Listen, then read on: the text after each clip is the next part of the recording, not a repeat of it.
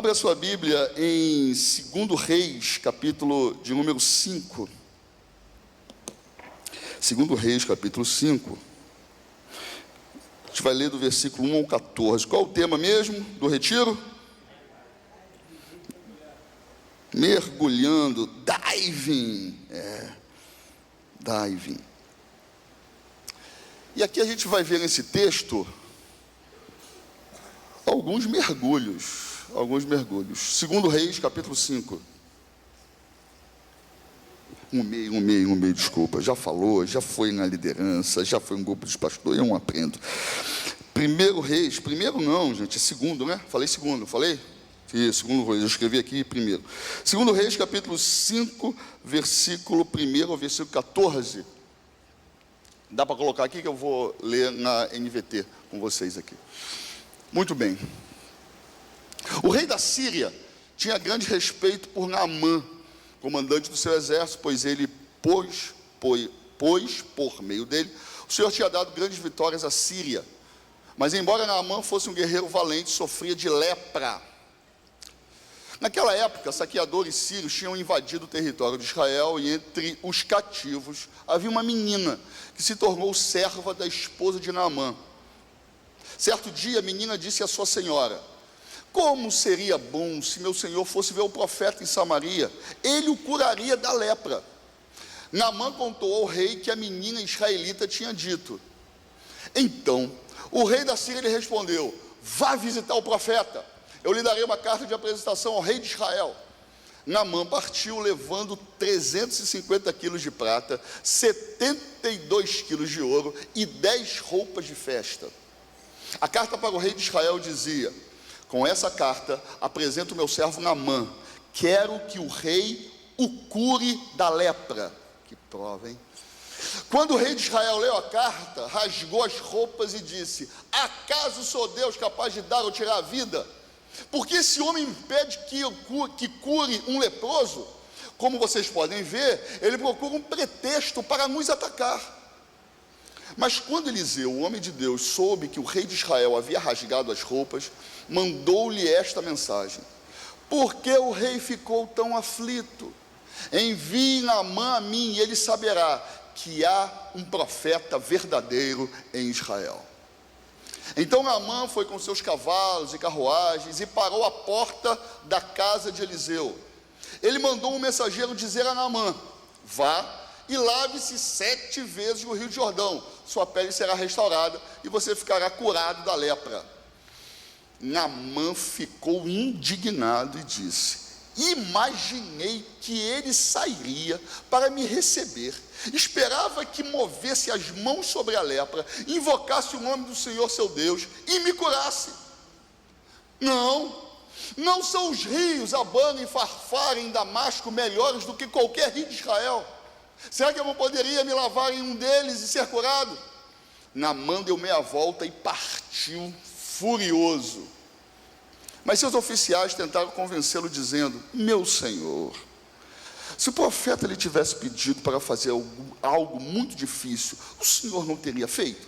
Por certo, o senhor deve obedecer à instrução dele, pois disse apenas: vá, lave-se e será curado. Versículo 14. Assim Naamã desceu ao Jordão e mergulhou, diving, 7 vezes, conforme a instrução do homem de Deus. Sua pele ficou saudável como a de uma criança e ele foi curado. Amém. Eu não sei se já aconteceu na sua vida você mirar numa coisa e acertar na outra, e aquilo que tu acertou era realmente o que você queria. Já aconteceu isso? Tá uma parada e pensou em fazer um negócio, mas de repente lá naquele ambiente não deu certo, tu fez outra parada e aquela outra parada foi a melhor possível. Aconteceu com Naamã, gente, esse negócio. Ele mirou na cura da sua lepra, mas ele ficou curado de várias coisas. Ele pensou apenas na lepra, mas ele recebeu 7 curas, porque ele deu 7 mergulhos. Naamã, só para a gente falar um pouquinho dele, ele era o cara da Síria. A Síria é a Síria mesmo de hoje, tá? Inclusive está passando uma situação terrível, né? Por causa do terremoto. Acho que até amanhã o número de mortes pode chegar a 20 mil, tanto na Síria quanto na Turquia, né? Aquele terremoto terrível. A Síria, naquela época, era governada por um rei chamado Ben-Hadad. Ben-Hadad, um homem, quer dizer filho de Haddad. Haddad era o deus da tempestade. Então o cara já vinha quebrando tudo, né? E o general dos seus exércitos se chamava Naamã. Naamã era o cara da Síria. E a Síria, né, oprimia Israel, principalmente a parte norte, o reino do norte. Oprimia muito. O rei tinha que pagar imposto, tinha que dar grana todo mês, toda hora tinha uma incursão síria no território de Israel. É aquele cara, a pedra no sapato. E ele tinha esse general, que era o responsável pelos seus exércitos. Só que ele tinha um problema. Qual era o problema dele? Ele era leproso. Ele era leproso. Interessante, né? Um cara tão grande na carreira, mas tinha esse problema que naquela época era um problema excludente, né? A pessoa com lepra ficava excluída do convívio, mas ele era tão bom, tão importante naquilo que ele fazia, que ele continuava na sua função, ao ponto de uma menina escrava judia de uma das incursões do exército da Síria. Ela disse na casa de Naamã: se o meu senhor fosse lá na minha terra, porque lá tem um cara, tem um profeta que pode curá-lo. Cara leproso, na pendaíba, falou: não, vou lá, claro que eu vou. E aí o rei Ben-Hadad deu uma carta, porque na cabeça do rei da Síria, quem era o cara no perfil de ser o profeta, de ser alguém que pudesse curar os outros? O rei de Israel, o cara que estava no governo, né? Então mandou uma carta para que ele levasse para o rei. Quando chega lá, o rei se desespera: como que eu vou poder curar o cara? Isso aí já é mais uma tramóia, o cara quer me matar, quer invadir a gente, e aí eu não vou conseguir curar o cara. E ficou, irmão, isso deve ter rolado dias, né? O rei enrolando o Naamã ali com a comitiva, até que o burburinho chegou no ouvido de Eliseu. E aí o Eliseu, irmão, chegar no céu eu vou conhecer o Eliseu, porque o Eliseu tem um aspecto de ser marrento. Conhece o cara marrento? Eu olho assim para o Eliseu, eu acho que o Eliseu é muito marrento, cara. Então o Eliseu falou o seguinte: fala para o rei que ainda existe profeta em Israel. Pode trazer o cara ali, não precisa rasgar roupa não, pode trazer o cara para cá. E aí quando chega Naamã, a comitiva, vocês não sei se vocês se lembram do texto, o cara trouxe 350 quilos de prata, 72 quilos de ouro. Nossa. 1 grama de ouro custa R$313. 1 grama. Você multiplica isso por 1000. Depois você multiplica por 72. Tu vai ver a grana que o cara trouxe. Nossa, um negócio assim, né? Volumoso. E aí quando chega esse cara, com essa grana, com a comitiva, a importância na questão internacional, ele chega na casa do profeta. Quem vai atender o Naamã? É o profeta? O profeta nem sai de casa.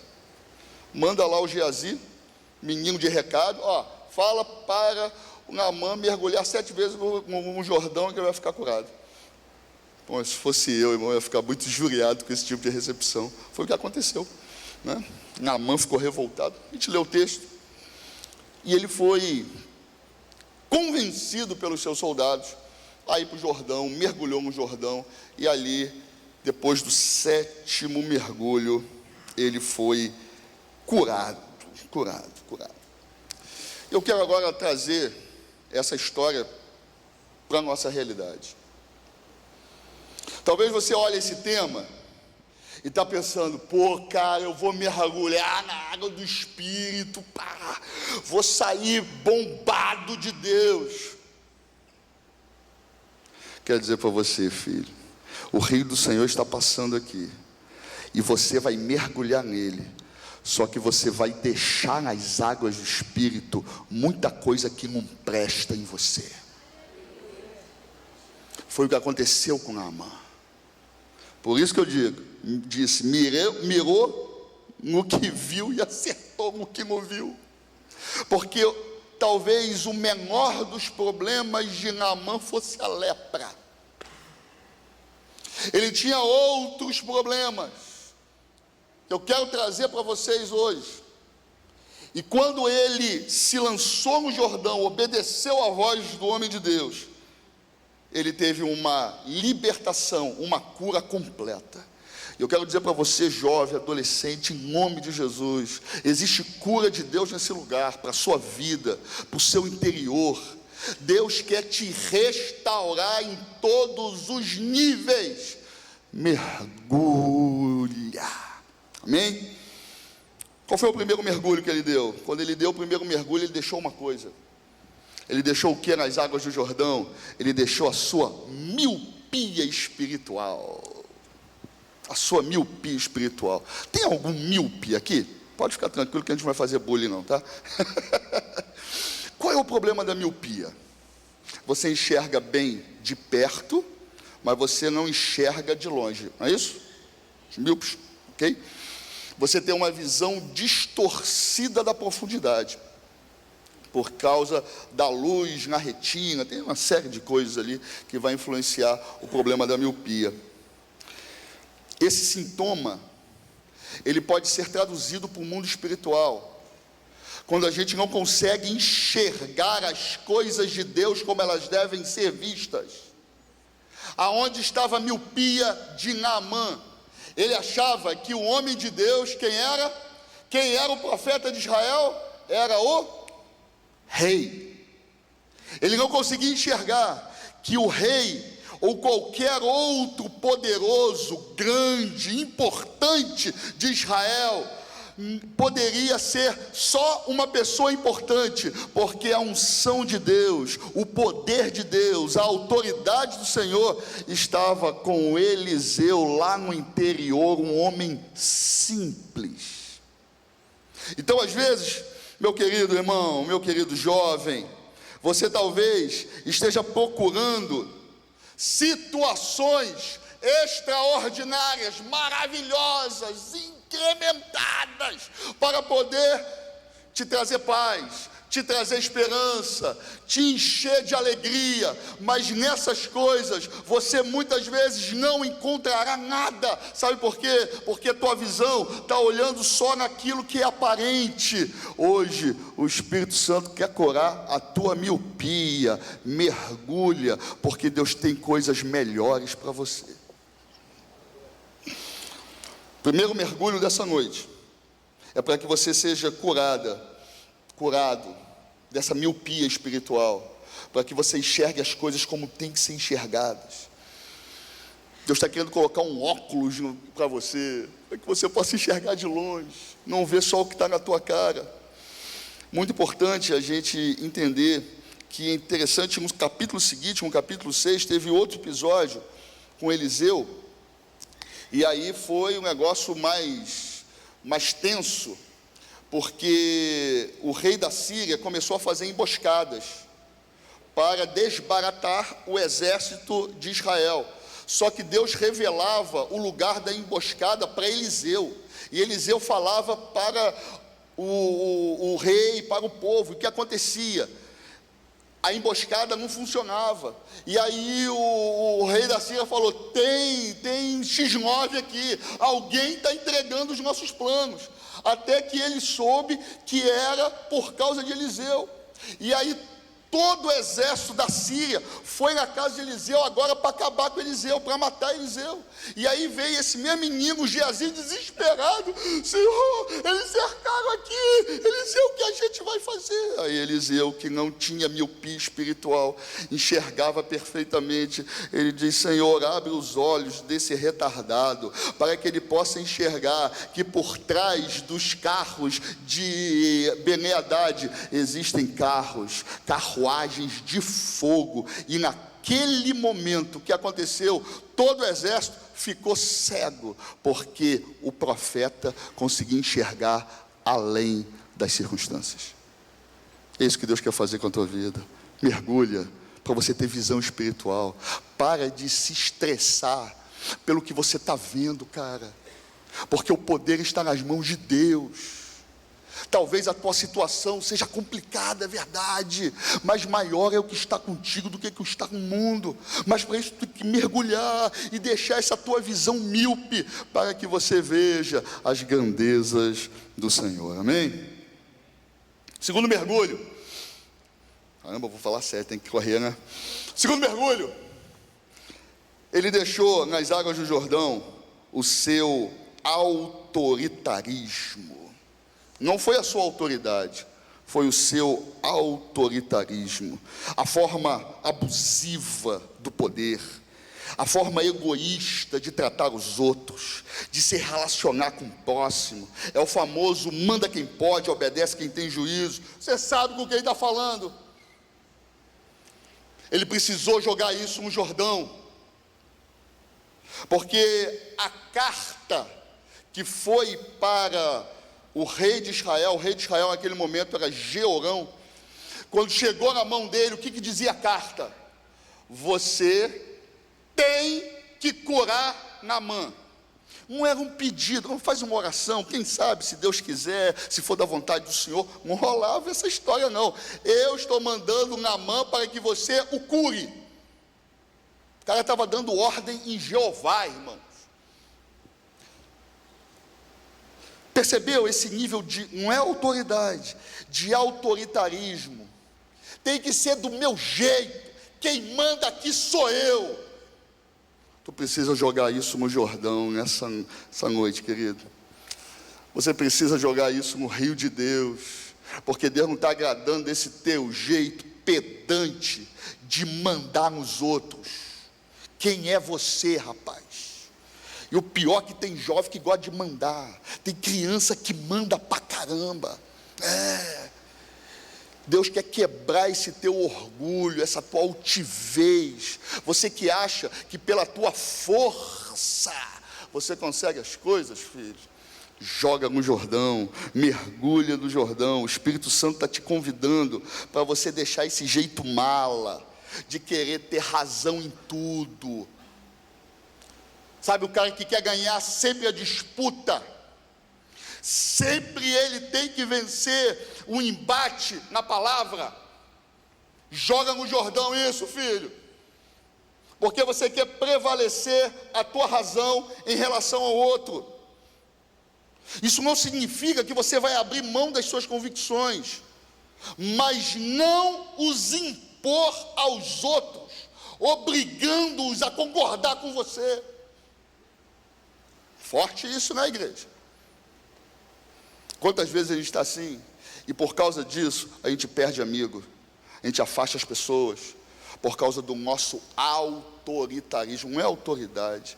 E é interessante que quando a gente lê sobre Jesus, quando ele está subindo aos céus, o texto de Mateus capítulo 28 diz: é-me dado todo o poder, toda a autoridade no céu e na terra. O nosso Cristo, Ele tem todo o poder, só que o relacionamento que Ele tem conosco não é através do poder, é através do amor.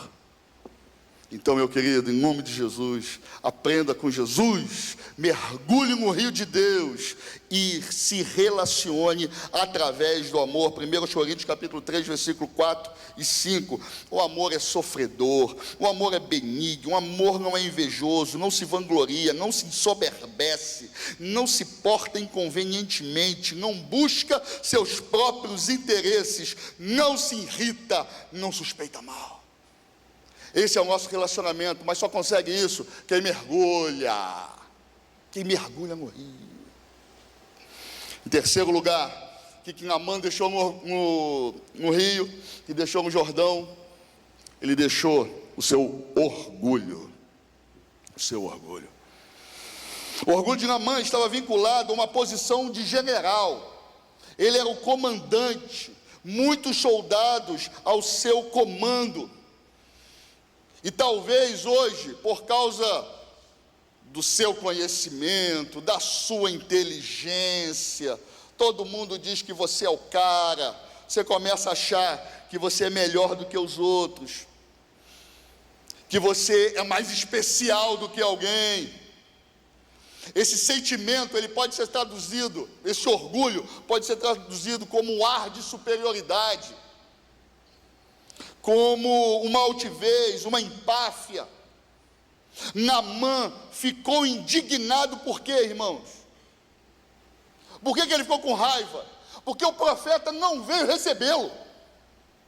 Logo eu, o cara, Naamã, como que esse profetinha não vem me receber? Sabe o que é isso, gente? O nome disso se chama orgulho. E quando ele estava ali, ele precisou jogar no rio o seu orgulho. Irmão, o que eu vejo de gente orgulhosa, gente que não pede ajuda. Tem muita gente que não pede ajuda, é porque é orgulhoso. Quanta gente está passando por grandes dificuldades, mas firme. Meu filho, pede ajuda, cara. Porque aqui você está entre irmãos. E como irmãos, nós somos família. E aqui um ajuda o outro. Quantas vezes a gente acha que pelo nosso conhecimento, pela nossa família, pela nossa condição financeira, a gente vai conseguir alcançar todas as coisas. Não seja orgulhoso, dependa de Deus. E é interessante que o texto sagrado vai dizer sobre Jesus lá em Filipenses, o mesmo Jesus que tem todo o poder nos céus e na terra, que ele se humilhou, se esvaziou, tomou a forma de servo, se tornou semelhante aos seus irmãos, e como servo foi obediente até a morte, e morte de cruz. Filipenses capítulo 2, versículos 5 ao 8, ou seja, Jesus nos ensina a lição da humildade. Aprendei de mim, que sou manso e humilde de coração. Em quarto lugar, quando Naamã ele mergulha, ele deixa no Jordão os seus métodos. Os seus métodos. Por que ele deixa os métodos? O que ele disse para o Geazi, o moço do profeta, o ajudante do profeta Eliseu? Que negócio é esse? Eu pensei que ele viesse, estendesse as suas mãos, invocasse o Senhor seu Deus, colocasse as mãos sobre as minhas feridas, sobre a minha lepra, e eu ficasse curado. Então vai mergulhar mais uma vez lá no Jordão, porque Deus, ele não está à mercê dos seus métodos. Ele muitas vezes, e eu acho que na maioria das vezes, se não todas as vezes, ele não se compactua com os nossos métodos. Ele tem os métodos dele, e nós que precisamos entender e cumprir, obedecer, nos adequar aos métodos do Senhor. O texto sagrado diz, lá em Isaías capítulo 55, os caminhos do Senhor são mais altos que os nossos caminhos. Os pensamentos de Deus são mais altos que os nossos pensamentos. Às vezes está achando, não, vou fazer essa parada aqui e vai dar certo, e tudo que eu fizer, eu estou aqui já esquematizando, tal, tem a estratégia, isso. E o Espírito Santo só olhando assim, dizendo, nada disso, filho. Vai dar tudo errado. Porque não são os teus métodos, não é o teu jeito, não é a tua estratégia, mas é como o Senhor ordena. Então, meu irmão, mergulha no rio, porque tem que deixar os teus métodos lá, cara. Deus não unge métodos, Deus unge pessoas. Deus não se revela através de estratégias, Deus se revela através do seu Espírito. E a gente precisa estar conectado com isso, para que a nossa vida não seja em vão.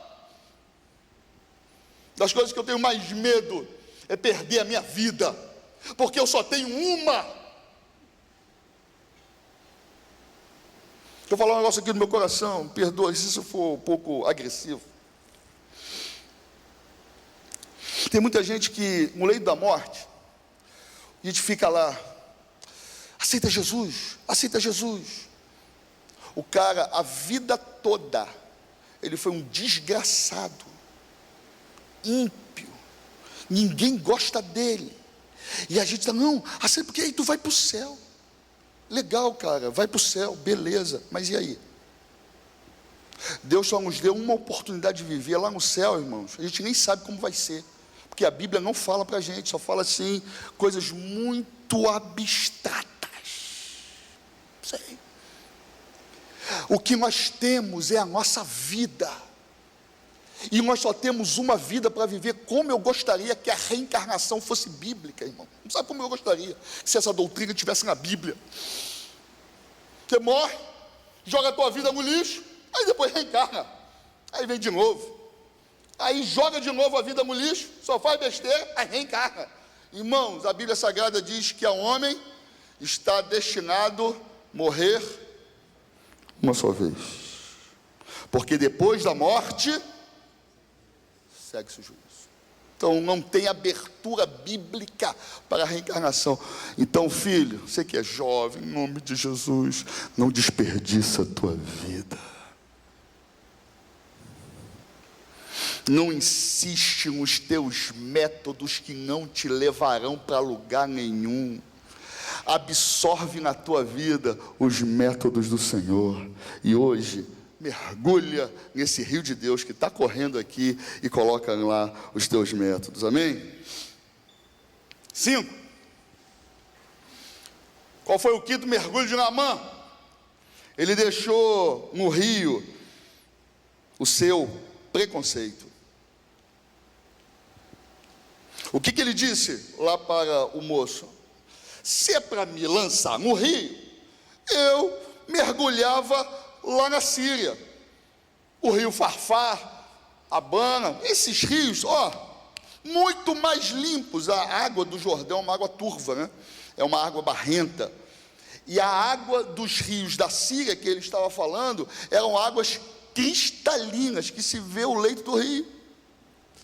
Se fosse para mergulhar, eu mergulhava lá, porque os meus rios, eles são melhores do que os seus. Deixa de ser bobo, filho. Deixa desse preconceito besta, de achar que você está sempre é melhor do que o outro, que as coisas dos outros são mais inferiores, deixa disso, querido. Que aquele que está chegando agora, ele é pato novo, e pato novo não pode dar mergulho fundo, porque você é o cara da situação. Para desse preconceito besta, rapaz. Joga no rio de Deus, lança no rio do Senhor os teus preconceitos. Não, Deus não vai usar esse moleque não, isso aqui, nossa, isso aí, Deus vai, eu sou o cara, estou estudando, estou lendo a Bíblia pra caramba, agora eu vou arrebentar isso aí, chegou agora. Para dessa palhaçada, para desse preconceito, porque o Senhor quer te usar do jeito que você é, e vai usar o outro do jeito que ele é. Quantas vezes a gente olha para as pessoas, e nós temos esse costume, talvez no Rio de Janeiro seja a cidade que mais se pesa o lugar onde se mora. O cara está conversando contigo, aí você pergunta, tu mora onde? Dependendo da resposta, a gente continua a conversa. Misericórdia. Rio de Janeiro, todo o Brasil, né? O mundo é assim, mas o Rio de Janeiro tem isso muito especial. Impressionante isso. Para com esse preconceito. Para com isso, cara. É hora de você lançar nas águas do Espírito todos os teus preconceitos. Não, Deus, aquilo ali, isso aí, Deus não vai usar não. Isso aí nunca vai ser crente. vocês conhecessem a minha história.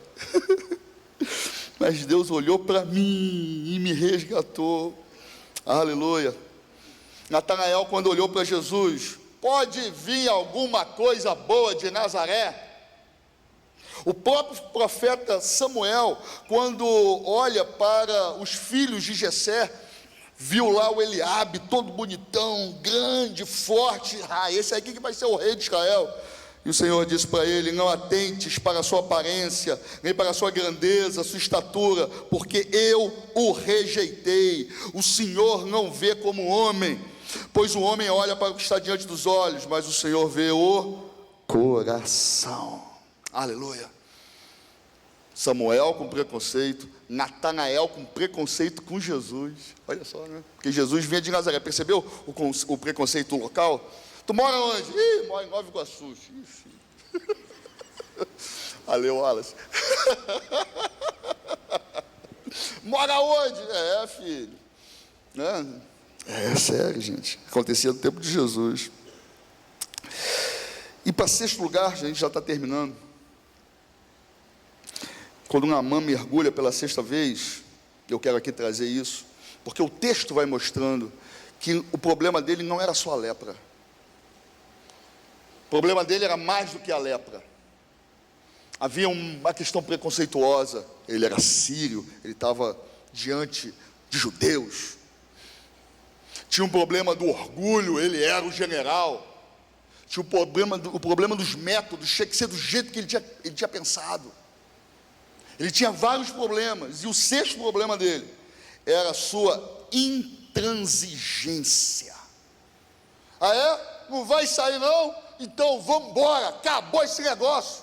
Se não é do meu jeito, não vai ser de jeito nenhum. Aí vem o soldado: Senhor, calma, pelo amor de Deus. Se ele te pedisse alguma coisa difícil, você não faria. Intransigência é isso, tem que ser do seu jeito. Se você não gostou, você fica bicudo. Se isso acontece isso com alguém. Quando é contrariado, nossa, tu é muito amigo, quando tu diz não, acabou a amizade. Você não vai fazer isso por mim não? Mas eu sou teu amigo. Mas não dá, agora não tem condição. Então acabou tudo entre nós. Intransigência é essa, meu Deus do céu. Naamã também é assim. Ele estava irredutível. Por que ele estava irredutível? Porque na realidade essa intransigência é um sintoma da miopia, do autoritarismo, do orgulho, dos métodos, dos preconceitos. E torna a pessoa dura, a pessoa empedernida. É uma pedra de gelo que não se derrete nunca. Mas nessa noite, o Espírito do Senhor está aqui, viu? Eu acredito nisso. Porque Deus quer transformar vidas. Não só na semana que vem, quando vocês forem lá para o retiro. Mas Deus quer fazer a partir de agora, de hoje. Mas a gente precisa mergulhar, galera. Vem mergulhando. O profeta Jeremias, lá na Bíblia Sagrada, capítulo 18 do seu livro, ele foi impelido por Deus a descer na casa do oleiro. Você lembra disso? E ele presenciou como era feita os vasos, a obra, tudo aquilo que ele fazia em cima daquela roda da olaria. E no final de toda essa visão, toda essa percepção que o profeta teve, o Senhor lhe diz no versículo 6 do capítulo 18: não poderei eu fazer de vós como fez este oleiro, ó casa de Israel, diz o Senhor.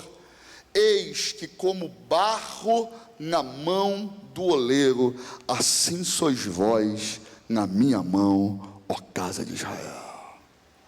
Então, meu querido, não tem pescoço duro, não tem o ferão, aquele irredutível. Nós somos barro na mão do Senhor, porque Ele vai fazer o que apraz da sua vida, amém? E qual foi o sétimo mergulho? Vocês me dizem? O que vocês acham que ele deixou no sétimo mergulho? Hein? Faltava o quê? O que ele foi buscar?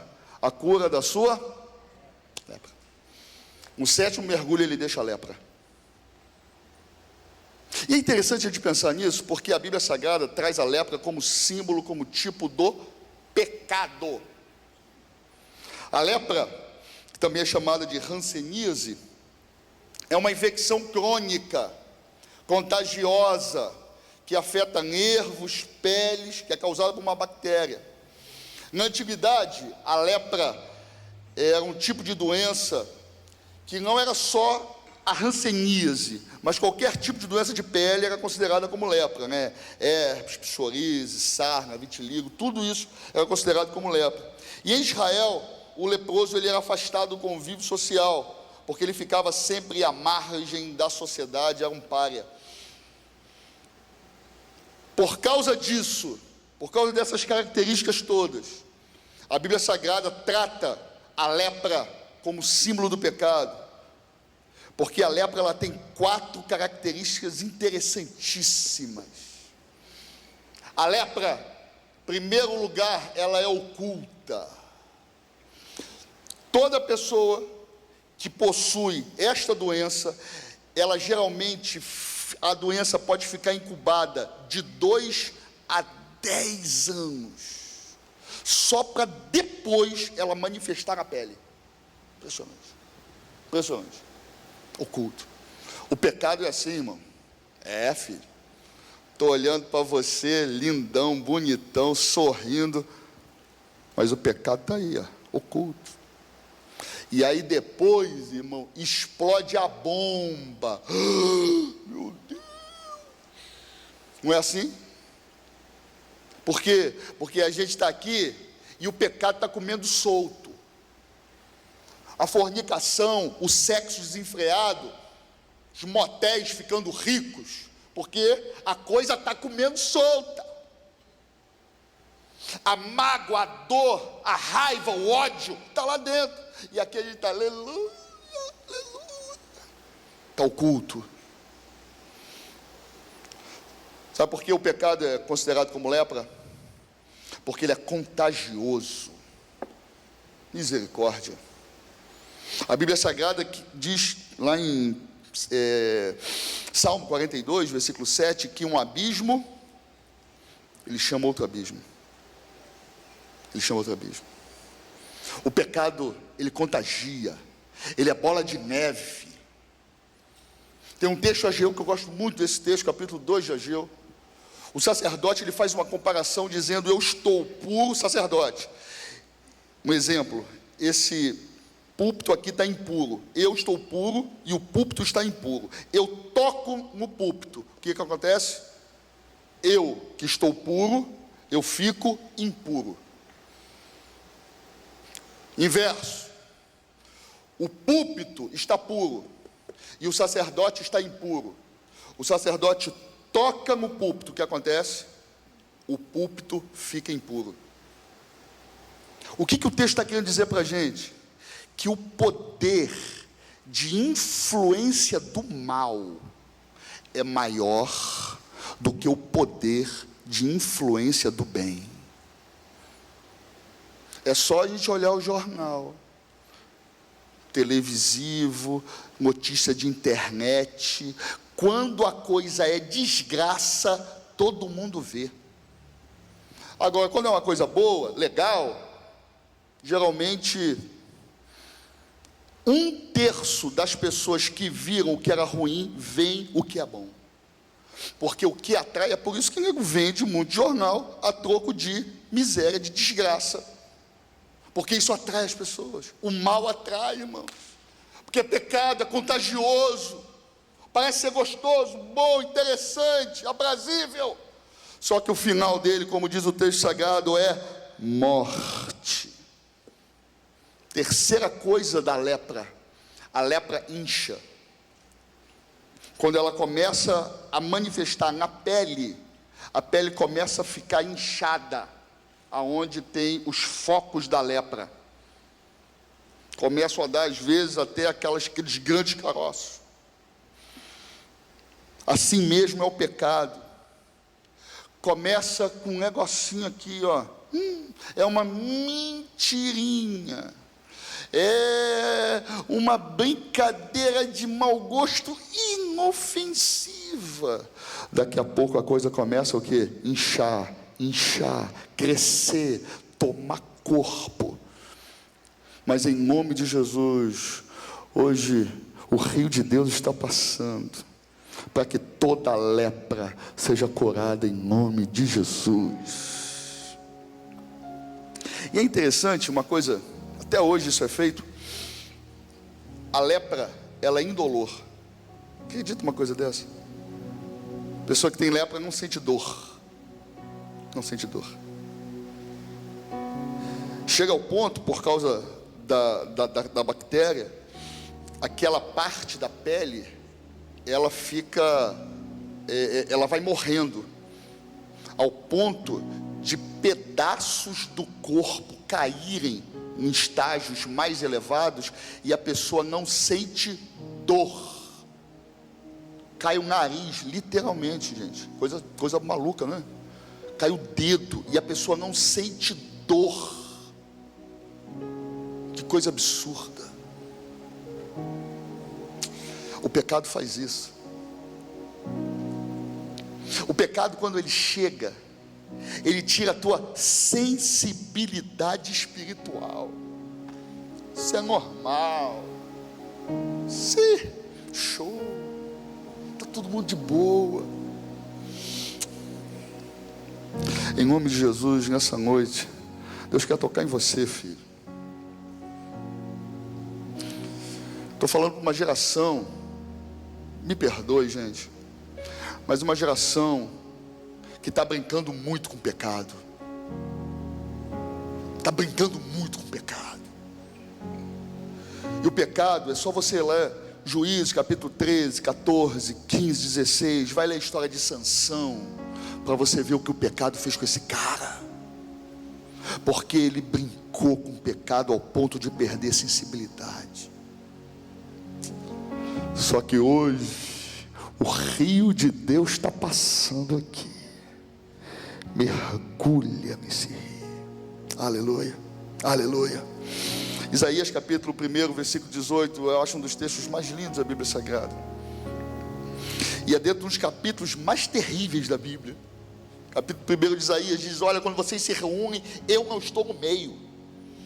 Eu não suporto mais os vossos ajuntamentos. Eu dou as costas para os vossos cultos. Capítulo 1 de Isaías. Misericórdia. Misericórdia, até medo de você ler. Mas no versículo 18, o Senhor traz a cura e diz: vinde e arrazoemos, diz o Senhor. Ainda que os vossos pecados são como a escarlata, eles se tornarão brancos como a lã. Ainda que são vermelhos como o carmesim, tornar-se-ão como a neve. Aleluia, aleluia. Sabe o que isso quer dizer? Quando o rio de Deus está passando e a gente mergulha, a nossa lepra é limpa. A nossa intransigência, o nosso preconceito, os nossos métodos, nosso orgulho, nossa miopia, tudo está passando. O Ministério de Louvor pode vir, por favor. Deixa eu falar um negócio para vocês. Talvez não seja muito bem essa mensagem que você estivesse esperando, mas todas as vezes que a gente fala de rio de Deus, de Espírito Santo, a gente tem que se preparar para perder. Vou repetir, presta atenção aqui em mim. Todas as vezes que a gente se aproxima de Deus, mergulha no rio do Espírito Santo, a gente tem que estar preparado para perder. Eu quero bênção, receber unção. Filho, Deus vai tesourar aquilo que não é dele na tua vida. Porque o Espírito Santo, o nome já diz, né, gente? Espírito Santo. Ele não tolera desvirtuamentos. Portanto, quando a gente se conecta com Ele, Ele vai limpando, Ele vai curando, Ele vai tirando o pecado. Aleluia, aleluia. Por isso que o símbolo do Espírito Santo é água. Água. E hoje o Espírito está falando para você, cara, porque eu tenho absoluta certeza que enquanto eu falo, o Espírito Santo, ele está ministrando na tua vida. Ele está pontuando, tá vendo isso aqui, ó? Ih, aí vem lendo. Por isso que eu gosto de falar, gente, ó, quando que a palavra for para você, tu faz cara de paisagem para mudar bandeira, né? O Espírito Santo está falando, tu sabe qual é o teu problema, cara. E de repente eu falei tudo isso aqui, e você é outra parada, e você sabe qual é. Só que hoje o rio está jorrando, o rio está passando. Diving, mergulhando, vai de cabeça, cara. Porque tem um negócio que o Espírito Santo faz com a gente. Ele nos coloca na posição que Deus sonhou para nós.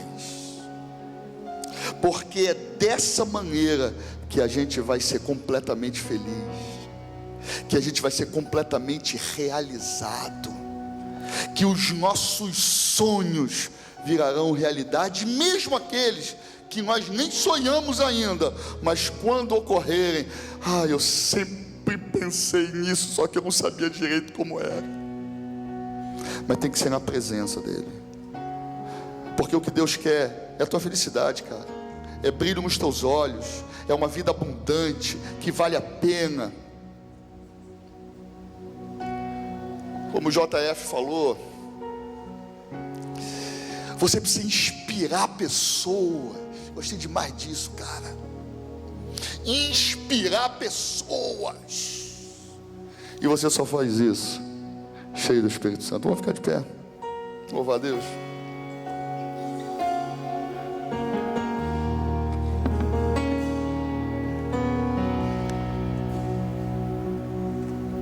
Cercado em meio a voz, anseio por tua voz a me chamar, a me chamar.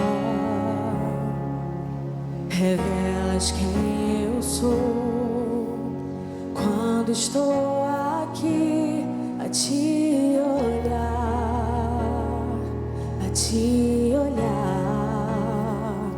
És o amor crescendo